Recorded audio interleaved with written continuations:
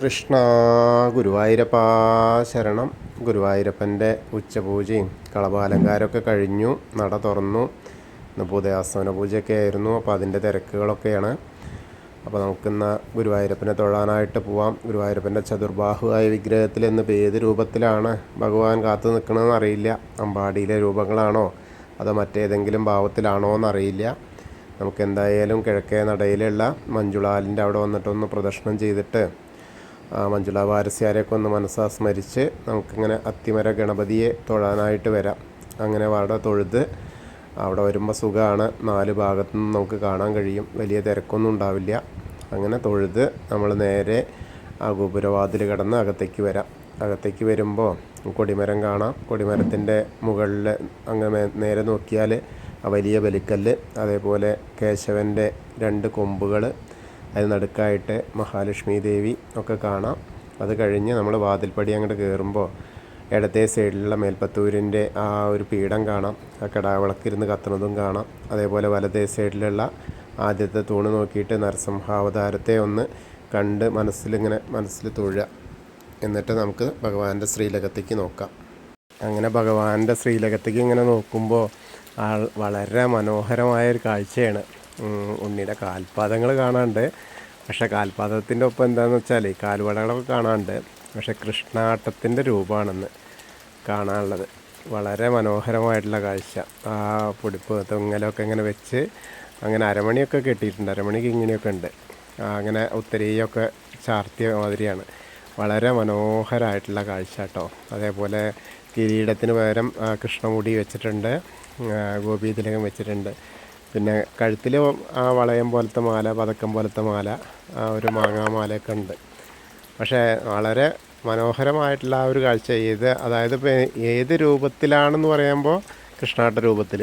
പക്ഷേ ആ കൃഷ്ണാട്ടത്തിൽ ഏത് രൂപമാണെന്ന് പറയാൻ പറ്റില്ല. ഏതോ രൂപം അവതരിപ്പിക്കാനുള്ള തയ്യാറെടുപ്പുമായിട്ടാണ് ഉണ്ണിക്കണ്ണൻ നിൽക്കുന്നത് കേട്ടോ. അപ്പോൾ എല്ലാവരും മനസ്സ് നിറഞ്ഞ് കണ്ടോളൂ ആ ഗുരുവായൂരപ്പൻ്റെ ശ്രീലകത്തുള്ള ആ ഗുരുവായൂരപ്പൻ്റെ ആ ചതുർബാഹുവായ ആ വിഗ്രഹത്തിലുള്ള രൂപം എല്ലാവരും മനസ്സ് നിറച്ച് കണ്ടോളുക, പ്രാർത്ഥിച്ചോളുക. എല്ലാവർക്കും ആ ഗുരുവായൂരപ്പൻ്റെ അനുഗ്രഹം കിട്ടട്ടെ. അങ്ങനെ നമ്മൾ സോപാനപ്പടിയിൽ നിന്ന് ഇറങ്ങിയിട്ട് നേരെ വലിയ, അതായത് അഗ്നികോണിലുള്ള ബലിക്കല്ല് നോക്കി തൊഴാം. പിന്നെ തിടപ്പള്ളി നോക്കി തൊഴാം. പിന്നെ അങ്ങനെ വന്ന് ആലിലക്കണ്ണനെയും കണ്ട് തൊഴുത് സപ്തമാതാക്കളെയൊക്കെ കണ്ട് തൊഴുത് നമ്മൾ ഗണേശൻ്റെ അടുത്തേക്ക് വരിക. ഗണേശൻ്റെ അടുത്ത് വരുമ്പോൾ എന്താ വെച്ചാൽ കുറച്ചൊക്കെ നല്ല തിരക്കാണ്. അങ്ങനെ നോക്കുമ്പോൾ ആ കൊമ്പ്, തുമ്പിക്കൈയൊക്കെ, മുഖമൊക്കെ ഇങ്ങനെ നന്നായിട്ട് കളഭം ചാർത്തിയിട്ടുണ്ട്. കിരീടമൊക്കെ വെച്ചിട്ടുണ്ട്. വളരെ മനോഹരമായിട്ടുള്ളൊരു കാഴ്ച തന്നെ കേട്ടോ. പിന്നെ ധാരാളം പൂക്കളുണ്ട്, അർച്ചനപ്പൂക്കളുണ്ട്. പിന്നെ പട്ടുടുപ്പിച്ചിട്ടുണ്ട്, പാവുണ്ട് ഉടുപ്പിച്ചിട്ടുണ്ട്. അങ്ങനെ ഗണേശനെ കാണാൻ നല്ല രസമുണ്ട്. അപ്പോൾ ഗണേശനെ പ്രാർത്ഥിക്കാം. ഏകദന്തം മഹാകായം ദപ്തകാഞ്ചന സന്നിഭം ലംബോദരം വിശാലാക്ഷം വന്ദേഹം ഗണനായകം.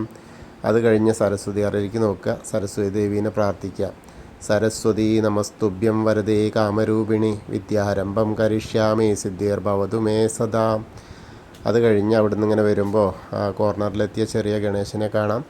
മത്സ്യം, കൂർമ്മം, വരാഹം, നരസിംഹം വരെയുള്ള രൂപങ്ങളൊക്കെ കണ്ട് തൊഴുത് അവിടുന്ന് ഇങ്ങനെ വരുമ്പോൾ മേൽശാന്തിൽ അവിടുന്ന് അർച്ചന പ്രസാദമൊക്കെ വാങ്ങാം. പിന്നെ വാമന രൂപവും ഗജേന്ദ്രമോക്ഷത്തിൻ്റെ രൂപമൊക്കെ കണ്ട് ഗരുഡാരൂഢനായിരിക്കുന്ന മഹാവിഷ്ണുവിനെയൊക്കെ കണ്ട് അനന്തശായിയായ അനന്തപത്മനാഭനെ കാണാനായിട്ട് വരിക. ആ കാൽക്കലിൽ നിന്നിങ്ങനെ നോക്കിയാൽ നിറയെ പൂക്കളാണ്. വലിയ വലിയ ഉണ്ടമാലകൾ ഇങ്ങനെ ചാർത്തിയിട്ടുണ്ട് കേട്ടോ. അങ്ങനെ അവിടെ തൊഴുത് നമ്മൾ ശ്രീകോവിലിൻ്റെ പുറകുവശത്ത് വന്ന് സാഷ്ടാംഗം നമസ്കരിക്കുക. അപ്പോൾ നമുക്ക് ആ മുകളിലേക്ക് നോക്കിയാൽ നരസിംഹാവതാരം കാണാം. അതേപോലെ നേരെ തന്നെ നോക്കിയാൽ ആ ഭീഷ്മരുടെ ശരശയ്യയും, അതേപോലെ വിഷ്ണു സഹസ്രനാമം ചെല്ലുന്നതൊക്കെ കണ്ട് അവിടുന്ന് നമ്മളിങ്ങനെ പോകുന്നു. ബാക്കിയുള്ള ദശാവതാര വിഗ്രഹങ്ങളൊക്കെ കാണാം. അത് കഴിഞ്ഞാൽ നമ്മൾ നേരെ കൃഷ്ണനെയും കാണാം, മുരുകനെ കാണാം. ഹനുമാൻ സ്വാമിയുടെ അടുത്ത് വരുമ്പോൾ ഒരു വെറ്റിലമാലയുണ്ട്, കുറച്ച് കുങ്കുമമുണ്ട്. അപ്പോൾ ഹനുമാൻ സ്വാമിയെ പ്രാർത്ഥിക്കാം. ത്വമസ്മിൻ കാര്യനിര്യാഗേ പ്രമാണം ഹരിസത്തമ ഹനുമാൻ യജ്ഞമാസ്തായ ദുഃഖക്ഷയകരോ ഭവ മനോജവം മാരുതതുല്യവേഗം ജിതേന്ദ്രിയം ബുദ്ധിമതാം വരിഷ്ഠം വാദാത്മജം വാനരയൂതമുഖ്യം ശ്രീരാമദൂതം ശിരസാ നമാമി. ബുദ്ധിർബലം യശോധൈര്യം നിർഭയത്വം അരോഗത അജാഡ്യം വാക്പടുത്തം ഹനുമസ്മരണാത് ഭവേത്. ഓം നമോ ഭഗവതേ ആഞ്ജനേയായ മഹാബലായ സ്വാഹ. അങ്ങനെ ഹനുമാൻ സ്വാമിയെ കണ്ട് പ്രാർത്ഥിച്ച് അവിടെ നിന്ന് ഇങ്ങനെ വരുമ്പോൾ രാധാകൃഷ്ണ വിഗ്രഹവും അതേപോലെ കാളിയമർദ്ദന രൂപിയും വെണ്ണക്കണ്ണനെയൊക്കെ കണ്ട് തൊഴുത് ഓവിൻ്റെ അവിടെ ഒന്ന് പ്രാർത്ഥിക്കാം. അതിനപ്പുറത്ത് താമരക്കണ്ണനെ, കൽപ്പവൃക്ഷത്തിൻ്റെ ചുവട്ടിലിരിക്കുന്ന താമരക്കണ്ണനെ കണ്ടിങ്ങനെ തൊഴാം. പിന്നീട് നമ്മൾ കിഴക്ക് വശത്തേക്ക് മുകളിലേക്ക് നോക്കിയാൽ ആ കൊടിമരം കണ്ട് തൊഴാം. പിന്നെ നൃത്താറയും ആ മണിക്കിണറൊക്കെ നോക്കി തൊഴുത് നമ്മളെ കുറൂരമ്മേനെയും നാരദരെയും വസുദേവരെയും മേൽപ്പത്തൂരിനെയൊക്കെ കണ്ടിങ്ങനെ വടക്കേ നടയിൽ കൂടെ പുറത്തേക്ക് വന്ന് പ്രസാദ കൗണ്ടറിൻ്റെ അവിടെ നിന്ന് ചന്ദനവും തീർത്ഥമൊക്കെ വാങ്ങാം. അതിനുശേഷം നമ്മൾ നേരെ വന്ന് ഭഗവതിയുടെ എടത്തരികത്തുകാവ് ഭഗവതീനെ കാണാനായിട്ട് ഇങ്ങനെ വരാം. അവിടെയൊക്കെ തിരക്കാണ്. അങ്ങനെ അതിലൂടെ വന്ന് ഇപ്പം എന്താ വെച്ചാൽ 3 മണി വരെ സമയമുണ്ടല്ലോ, അതുകൊണ്ടാണ് കുറച്ച് ഭക്തജന തിരക്ക് കൂടുതലാണ്. 3 മണിക്കല്ലേ അടയ്ക്കൂ. അങ്ങനെ വന്ന് ഭഗവതിയുടെ അടുത്ത് നോക്കുമ്പോൾ ഗോളക തന്നെയാണ്. പിന്നെ ബാക്കി താഴെ ഭാഗത്തേക്കൊക്കെ ധാരാളം പൂക്കളുണ്ട്. പട്ടിൻ്റെ മുകളിൽ ഇങ്ങനെ പൂക്കളായിട്ടാണ് കിടക്കണം കേട്ടോ. ധാരാളം മാലകളുണ്ട്. അപ്പോൾ അമ്മയെ തൊഴുക കേട്ടോ. എല്ലാവരും പ്രാർത്ഥിച്ചോളൂ. സർവമംഗളമാംഗല്യേ ശിവേ സർവാർത്ഥസാധികേ ശരണ്യേ ത്രയംബകേ ഗൗരി നാരായണി നമസ്തുതേ. അങ്ങനെ അമ്മയെ കണ്ട് തൊഴുത് വരുമ്പോൾ നേരെ ആ കോർണറിലെത്തിയാൽ മമ്മിയൂരപ്പനെ മനസ്സിൽ വിചാരിച്ച് പ്രാർത്ഥിക്കുക. നമശിവായ നമശിവായ നമശിവായ എന്നുള്ള പഞ്ചാക്ഷരി മന്ത്രം ചൊല്ലിയിട്ട് മമ്മിയൂരപ്പനെ മനസ്സിൽ വിചാരിക്കുക. അപ്പോൾ മമ്മിയൂരപ്പൻ്റെ ഒരു അനുഗ്രഹം നമുക്ക് കിട്ടും. അങ്ങനെ ആ മമ്മിയൂരപ്പൻ്റെ അനുഗ്രഹമൊക്കെ ആയിട്ട് നമ്മൾ നേരെ വന്ന് കൊടിമരത്തിൻ്റെ അവിടെ വന്ന് വീണ്ടും കാണാം. വീണ്ടും അവിടെ വന്ന് നമസ്കരിച്ച് അങ്ങനെ കൂത്തമ്പലത്തിൽ വരിക. കൂത്തമ്പലത്തിൻ്റെ അവിടെയും വന്ന് നമസ്കരിക്കുക. അതിനുശേഷം അയ്യപ്പസ്വാമിയുടെ അടുത്തേക്ക് വരിക. അയ്യപ്പസ്വാമിയുടെ അടുത്തേക്ക് വന്നാൽ അയ്യപ്പസ്വാമിയെ കണ്ട് തൊഴുക. അയ്യപ്പസ്വാമിയുടെ അവിടെ എങ്ങനെ വെച്ചാൽ കിരീടമൊക്കെ വെച്ചിട്ടുണ്ട്, മുഖമൊക്കെ അങ്ങനെ ചാർത്തിയിട്ടുണ്ട്. നന്നായിട്ടുള്ള ചാർത്തുകളാണ്. അവിടെയുണ്ട് വലിയ മാല ഉണ്ട്, സ്വർണത്തിൻ്റെ മാല വെച്ചിട്ടുണ്ട്. പിന്നെ പാവുണ്ട് അടുപ്പിച്ചിട്ടുള്ളത്. അരയിലൊരു ചെറിയ പട്ടിൻ്റെ കറുത്ത പട്ടും ചുറ്റിയിട്ടുണ്ട്. അങ്ങനെയാണ്.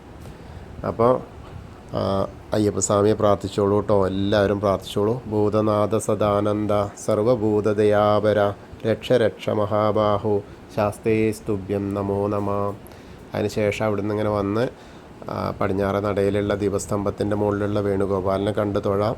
പിന്നെ അങ്ങനെ കൊടിമരത്തിൻ്റെ മുകളിലുള്ള ഗരുഡധ്വജനെയും കണ്ട് തൊഴുത് നമ്മൾ നേരെ പടിഞ്ഞാറ് നടയിൽ കൂടെ പുറത്ത് വന്ന് രുദ്രതീർത്ഥത്തെ ഒന്ന് പ്രദക്ഷിണം ചെയ്യാം. അപ്പോൾ അതിന് നടുക്കുള്ള കാളിയമർദ്ദന രൂപിയെ കണ്ട് തൊഴാം.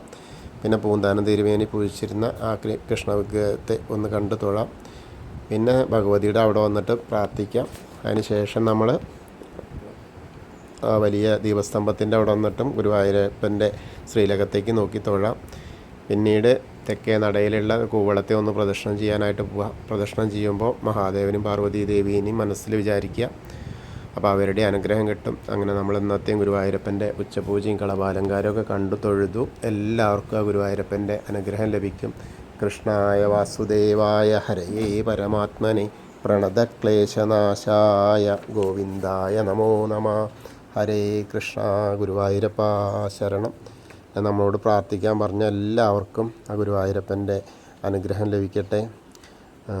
ഇന്ദിര രോഹിണി ആയുരാരോഗ്യ സൗഖ്യത്തിന് വേണ്ടിയിട്ടാണ്. ശൈലജ ഉത്രം, അതേപോലെ സുധീർ തൃക്കേട്ട, അവർക്കും ആയുരാരോഗ്യ സൗഖ്യത്തിന് വേണ്ടിയിട്ടാണ് പ്രാർത്ഥിക്കാൻ പറഞ്ഞിട്ടുള്ളത്. പിന്നെ നമ്മുടെ ഗ്രൂപ്പിലുള്ള എല്ലാവർക്കും ആ ഗുരുവായൂരപ്പൻ്റെ അനുഗ്രഹം ലഭിക്കട്ടെ. ഹരേ കൃഷ്ണ.